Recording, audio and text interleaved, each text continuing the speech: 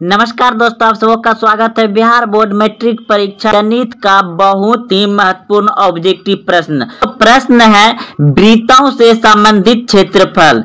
वृत्तों से संबंधित क्षेत्रफल बिहार बोर्ड मैट्रिक परीक्षा गणित में ऑब्जेक्टिव में 3-4 प्रश्न पूछे जाते हैं और सभी प्रश्न लिए गए हैं जो हर साल लगभग में पूछ ही दिया जाता है। तो आप इस वीडियो को अंत तक जरूर देखें क्योंकि इससे बाहर कुछ नहीं जाएगा ऑब्जेक्टिव में वृत्त से संबंधित। तो आइए प्रश्न को बताने का प्रयास कर रहे हैं और आप अच्छे से समझिए। बहुत ही आसान प्रश्न है अगर आपको सूत्र याद होगा तो आइए प्रश्न कह रहा है कि एक वृत्त का व्यास 14 सेमी है, इसकी परिधि निम्नलिखित में कौन सी होगी। तो दोस्तों परिधि आपको ऑप्शन में दे दिया है और आपको परिधि निकाल करके आंसर टिक लगा देना है। तो देखिए दोस्तों, आप सभी जानते हैं कि वृत्त का त्रिज्या हमको ज्ञात करना है क्योंकि हमको क्या दिया गया है, व्यास दिया गया है। तो वृत्त का आप सभी त्रिज्या जानते होंगे। वृत्त की त्रिज्या कितना होता है दोस्तों, आप सभी अच्छे से जानते होंगे पहले से, यानी बराबर व्यास बटे 2 होता है। तो व्यास आपका कितना दिया गया यहाँ पे 14। तो दोस्तों यहाँ पे हम लोग 14 लिख दिए। अब बटे में 2 है, यानी कि त्रिज्या को हम लोग छोटी आर से सूचित करते हैं। तो छोटी आर बराबर, इसको कटा दीजिए, कितना हो जाएगा आपका 7 दूनी 14, यानी कि त्रिज्या आर हमको कितना निकल गया, 7 निकल गया, 7। तो अब देखिए हमको क्या एक पूछा था प्रश्न में, परिधि। तो दोस्तों इसका आप परिधि निकालेंगे। तो देखिए, तो इसका परिधि क्या होता है, वृत्त का परिधि होता है 2 पाई आर होता है, 2 पाई आर होता है। तो चलिए इसे यहां पर हम बैठा रहे हैं, आप लोग देखिए समझिए। तो 2 का 2 लिख दिए और पाई का मान कितना होता है 22/7। तो 22/7 लिख दिए और आर का मान कितना निकला था हम लोग का 7। तो 7 यहाँ पे बैठा दिए। अब देख रहे हैं दोस्तों, ये ऊपर नीचे 7, ये 7 कट गया, ये 7 कट गया। तो बच गया क्या अब 22 गुना 2 यानी कि 2 गुना 22। तो कितना हो जाएगा 44। तो 44 आपका आंसर ऑप्शन नंबर डी बिल्कुल सही है। चलते हैं अगले प्रश्न की ओर। प्रश्न दोस्तों आप देख रहे हैं स्क्रीन पर, यदि किसी वृत्त की परिधि की माप 220 मीटर हो तो उसकी त्रिज्या का मान मीटर में निम्नलिखित में कौन सा होगा। तो दोस्तों यहाँ पे दिया गया है, तो आप सभी जान रहे हैं कि वृत्त की परिधि, तो वृत्त की परिधि क्या होता है दोस्तों, वृत्त का परिधि होता है 2 पाई आर होता है। और यही चीज हमको दोस्तों यहाँ पे दे दिया गया है पहले से 220।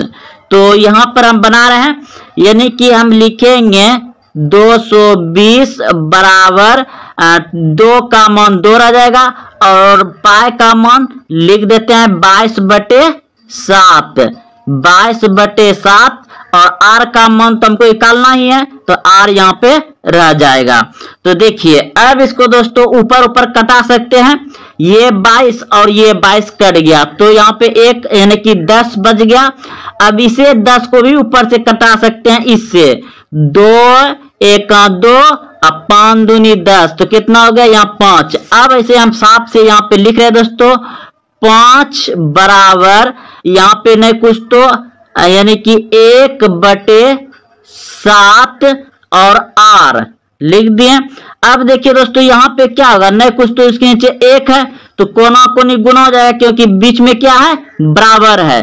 तो कोना कोनी आप गुना करिएगा, तो इधर मान लीजिए ये आर कहाँ है, ये आर कहाँ आपका ऊपर में ही है, तो ये आर इधर आ जाएगा और ये इससे गुना हो जाएगा, 7 पचे 35। तो R बराबर कितना हो जाएगा आपका 35। तो 35 कहाँ है आपका, ऑप्शन नंबर बी में है, यहां है 35। तो दोस्तों आप लोग अगर ध्यान से देखते आगे बढ़िएगा तो अच्छे से बिल्कुल समझ में आएगा। तो चलते हैं अगले प्रश्न की ओर। देखिए दोस्तों यहाँ प्रश्न है, कराए दो वृत्तों की परिधियां 2:3 के अनुपात में है, तो इनकी त्रिज्याओं का अनुपात निम्नलिखित में कौन होगा। तो दोस्तों त्रिज्याओं का अनुपात पूछा है और दो वृत्त का परिधि दिया गया है, हमको 2:3 परिधियां दिया गया है। तो दोस्तों इसे कैसे बनाएंगे, देखिए। तो सबसे पहले हम लोग जानते हैं इसका कि परिधि यानी कि वृत्त की परिधि क्या होता है, वृत्त की परिधि होता है 2 पाई r। दोस्तों दो को वृत्त है तो इसे R1 मान लेते हैं, ठीक। अब बटे, क्योंकि अनुपात है तो अनुपात को बटे में भी लिख सकते हैं ना। तो नीचे अब दूसरा, क्योंकि वह भी दो को दिया है ना, दो वृत्त, तो दोनों परिधियां दिया गया है, तो 2 पाई इसे मान लेंगे R2। अब बराबर अनुपात दिया गया हमको 2:3।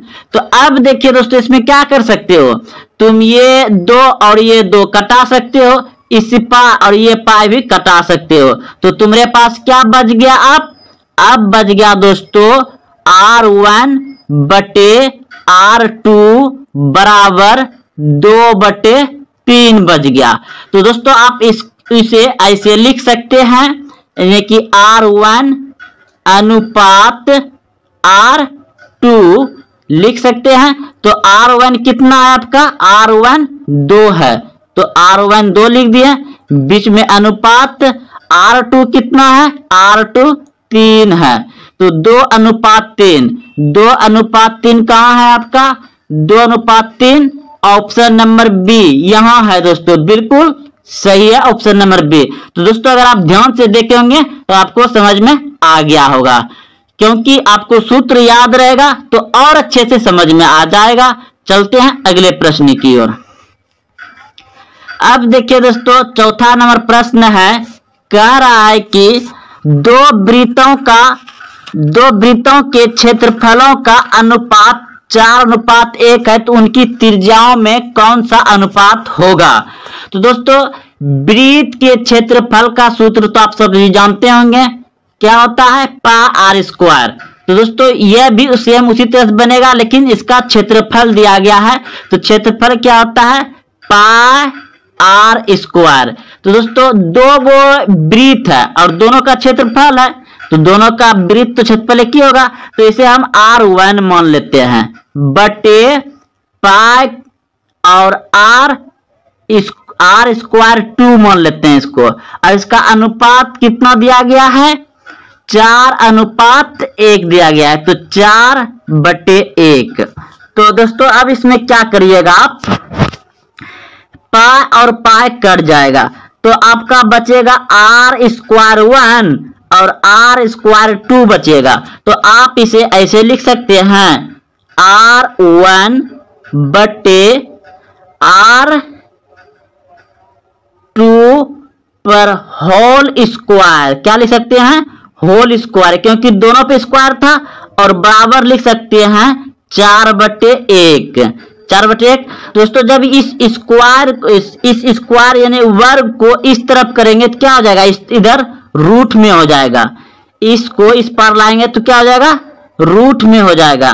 तब दोस्तों आपका यहाँ पे क्या होगा, R1 बटे R2 बराबर, ये जो रूट अंदर जो है ना, रूट अंदर जो 4/1 है, तो 4 का मान कितना हो जाएगा, 2, अब बटे 1 का मान 1 ही रहेगा। तो दोस्तों आप इसे इस तरह से अब लिख सकते हैं कि R1 अनुपात R2, तो R1 कितना हो जाएगा आपका, 2:R2 R2 कितना हो जाएगा 1। तो 2:1, 2:1 कहाँ है आपका ऑप्शन नंबर सी में है। 2:1 ऑप्शन नंबर सी में बिल्कुल सही है। दोस्तों अगर आप ध्यान से देखे होंगे तो जरूर इसे भी समझ गए होंगे। और हाँ, अगर कमेंट में करिए नहीं समझ में आता है तो आपको बोर्ड पे हम आपके कैमरे के सामने आकर के बताने का प्रयास करेंगे। कमेंट जरूर करें दोस्तों कैसा लग रहा है। और कोई भी विषय में अगर दोस्तों आपको दिक्कत है ऑब्जेक्टिव समझने में, याद रखने में, तो कमेंट करके बोलिए कि सर इस विषय में हमको ऑब्जेक्टिव याद नहीं हो रहा है, तो हम आपको इस तरह से बता देंगे कि फिर कभी आप जिंदगी में ऑब्जेक्टिव नहीं भूलिएगा। तरीका बता देंगे याद करने के लिए, लेकिन हाँ कमेंट करिएगा तब। तो चलते हैं अगले प्रश्न की ओर। देखिए यह प्रश्न भी कह रहा है यदि 10 सेमी त्रिज्या वाले एक वृत्त के अंदर, ठीक है, एक 10 सेमी त्रिज्या है, ठीक है, ये 10 सेमी का त्रिज्या है, और वृत्त के अंदर से 5 सेमी त्रिज्या का एक वृत्त काटकर हटा दिया जाता तो बचे भाग का क्षेत्रफल कितना होगा। तो ये बहुत बड़ा वृत्त है और इसके अंदर एक छोटा सा 5 सेमी का त्रिज्या बोलता है बना करके काट के निकाल दीजिए, तो बचा हुआ भाग क्या होगा। तो दोस्तों हम लोग ऐसा करते हैं कि बड़े वाला त्रिज्या का क्षेत्रफल क्या करेंगे, बड़े वाले त्रिज्या का क्षेत्रफल। तो बड़े वाला त्रिज्या का क्षेत्रफल यानी मतलब वृत्त का क्षेत्रफल क्या होता है, πr², ठीक। तो इसे r1 मान लेंगे, ठीक। अगर ये बड़ा वाला क्षेत्रफल हम ऊपर वाला के निकाल लें तो छोटा वाला का भी निकाल करके क्या करेंगे, इसमें घटाने देंगे तो जो शेष बचेगा निकल जाएगा। तो बस उसी हम पहले फार्मूले को घटा लेते हैं, ठीक है, उसका मान क्यों गुना भाग करेंगे, पहले फार्मूले को ही घटा लेते हैं। तो ये भी हो जाएगा πr²R2। तो दोस्तों अब इसमें आप देखिए कॉमन क्या आएगा, तो कॉमन आ जाएगा आपका पाई, और अंदर में क्या बच जाएगा, अंदर में बच जाएगा आपका r²1 माइनस r² यानी r है ये r²R2 बच जाएगा, क्योंकि दोनों का है। तो हमको दोनों का त्रिज्या दिया गया है, क्या दिया गया है, 10 सेमी त्रिज्या दिया गया है और 5 सेमी त्रिज्या दिया गया है। तो अब हम यहाँ पे क्या करेंगे दोस्तों, यहाँ तक तो समझ गए आप, ठीक है, यहाँ तक तो समझ गए। तो ऐसा करते हैं, यहाँ पर हम बता रहे हैं दोस्तों आपको, यहाँ पे बता रहे हैं, रुकिए 1 मिनट, इसको थोड़ा साफ करने दीजिए। काम नहीं कर रहा है, क्या करे, ओहो, अरे ऐसा करते हैं दोस्तों, यहाँ पे हम फिर इसको इतना समझ गए कि हम लोग का क्या आ गया, πr² माइनस R2। तो दोस्तों यहाँ से फिर से लिख रहे हैं हम, यानी कि पाई और क्या आया था रूट अंदर r² मतलब 1 माइनस r²2। तो चलिए पाई बटे 10 पे स्क्वायर हो जाएगा, क्योंकि ये बड़ा वाला था यहाँ पे 10 दिया गया था, माइनस छोटा वाला का यहाँ पे दिया गया है 5 का स्क्वायर। तो दोस्तों आपका क्या बच जाएगा यहाँ पे, पाई और 100 माइनस यानी कि 10 का स्क्वायर 100 और माइनस इसका कितना हो जाएगा, 25 हो जाएगा। तो दोस्तों 100 में 25 जाएगा तो कितना बच जाएगा आपका, पाई और 100 में 25 घटा तो 75, कितना आ गया 75। तो दोस्तों आपका 75 पाई आ गया। तो दोस्तों अगर आप अच्छे से ध्यान से देखेंगे तो जरूर समझ में आया होगा। तो 75 पाई का आपका ऑप्शन नंबर सी बिल्कुल सही है। तो चलते अगले प्रश्न की ओर। देखिए दोस्तों अब यहाँ प्रश्न को आप अच्छे से देखिएगा, क्योंकि ये सभी प्रश्न VVI है और ऐसा प्रश्न पूछा ही जाता है। तो देखिए, वृत्त पर स्थित किसी बिंदु पर खींची गई स्पर्श रेखा बिंदु से होकर जाने वाली त्रिज्या निम्नलिखित में से कौन सा कोण बनाती है। तो दोस्तों यहाँ पे एक वृत्त हम बना लिए और यह बिंदु है। अगर हम इस पे खींच देंगे इसे तो ये कौन सा कोण बनाएगा। तो दोस्तों ये जो कोण बनाएगा आपका इस तरह से ऐसे भी कर सकते हैं, ऐसे भी कर सकते हैं इसको। तो ये कोण जो बनेगा दोस्तों आपका 90 डिग्री का बनेगा। कितना बनेगा? 90 डिग्री का कोण बनेगा। तो दोस्तों आप सभी याद रखिएगा, वृत्त पर स्थित किसी बिंदु पर खींची गई स्पर्श रेखा स्पर्श बिंदु से होकर जाने वाली त्रिज्या निम्नलिखित में से कौन सा कोण बनाती है। तो 90 डिग्री का कोण बनाती है। दोस्तों इसे आप एक दो बार अच्छे से पढ़ेंगे और अच्छे से समझ जाएंगे। इस प्रश्न को आप कॉपी में लिख लीजिए, 2-3 बार जरूर पढ़ें, क्योंकि ऐसा प्रश्न पूछा जाता है। और हाँ, ये प्रश्न 2 नंबर बहुत बार पूछा गया है और हर साल पूछा जाता है, क्योंकि इस प्रश्न को आप पढ़ते आप जरूर समझ जाइएगा। देखिए ये प्रश्न बहुत बार पूछा गया, आप क्वेश्चन बैंक में भी देख सकते हैं। कह रहा है किसी बाह्य बिंदु से वृत्त पर कितनी स्पर्श रेखा खींची जा सकती है। बाह्य बिंदु से वृत्त पर कितनी स्पर्श रेखा खींची जा सकती है। तो दोस्तों यह एक हम वृत्त बना लिए और एक बिंदु हम यहाँ पे रख देते हैं। ये बिंदु है, करा यहाँ से स्पर्श रेखा वृत्त पर कितनी खींची जा सकती है। तो चलिए दोस्तों हम खींचना शुरू करते हैं। ये हमने एक रेखा खींच दी है, ये हमने 2 रेखा खींच दिए। अब दोस्तों हम खींचेंगे तो क्या कर देगा, ऐसे खींचेंगे तो ये कट जाएगा, लेकिन नहीं, ये तो गलत हो जाएगा। अब तो खींचने लायक है बचा ही नहीं, तो हमने 2 रेखा स्पर्श खींच सकते हैं। समझ गए? कितना खींच सकते हैं? 2 रेखा ही खींच सकते हैं। तो आप सभी समझ गए होंगे कि इस बिंदु से हम लोग 2 रेखा ही एक वृत्त पर खींच सकते हैं, 2 रेखा। तो देखिए प्रश्न को एक बार फिर से समझा देते हैं। किसी बाह्य बिंदु से वृत्त पर कितनी स्पर्श रेखा खींची जा सकती है। तो 2। आपका ऑप्शन नंबर ए बिल्कुल सही है, क्योंकि इसमें बहुत फंसने वाला क्वेश्चन है। एक क्वेश्चन ऐसा और ही आता है, इसलिए हम इतना समझा रहे हैं कि यहाँ एक बिंदु है और ये वृत्त है, तो यहाँ से एक रेखा खींचे और एक रेखा खींचे स्पर्श। तो दोस्तों 2 रेखा खींच सकते, इससे ज्यादा नहीं खींच सकते हैं। अब अगला प्रश्न है, देखिए कह रहा है किसी बाह्य बिंदु से किसी वृत्त पर खींची गई दोनों स्पर्श रेखाओं की लंबाई में कौन सा संबंध है। तो उसमें कौन सा संबंध है दोस्तों। तो समान होगा। क्या होगा? समान होगा। देखिए एक वृत्त हम बना लिए, ये वृत्त है और ये बिंदु है। इस बिंदु से हम इधर खींचे तो ये दोनों जितना इधर गया होगा उतना इधर गया होगा, जो बीच में वृत्त है, तो समान हो जाएगा। एक बार फिर से समझाने का प्रयास कर रहे हैं।